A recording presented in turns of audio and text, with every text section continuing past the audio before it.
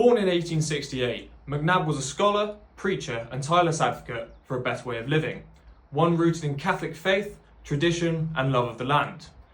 He championed distributism, a social and economic philosophy developed alongside thinkers like G.K. Chesterton and Hilaire Belloc. Distributism called for the widespread ownership of property, small farms and family-run businesses, and not the concentration of wealth in the hands of the few. To McNabb, true social justice wasn't found in capitalism or socialism. It was found in restoring man's relationship with God, neighbour and the land. His works, like the church and the land, urged people to leave the industrial slums and return to the soil, to live simply, work honestly and pray deeply. Today his vision still inspires those looking for a saner, simpler and more sacred way of life.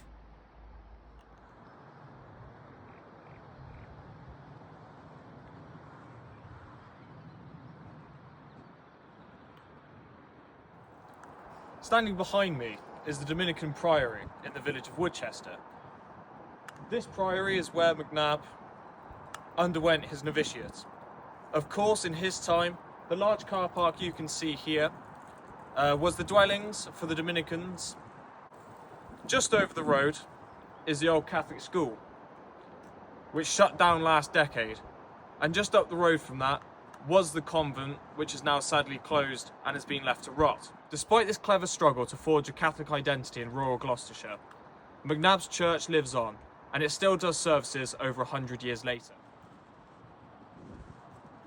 A lot of McNabb's books focus on forging a new path after the horrors of the First World War, and like his Catholic contemporaries, he sought a return to the soil and returning dignity to work. He criticised both capitalism and socialism for ignoring dignity in the workplace, as well as encouraging urbanisation that corrodes the soul, spiritually and socially. It's interesting that in 1925, McNabb was arguing that without small-scale ownership, most people would simply become wage slaves, a topic of conversation which is still very much salient to this day.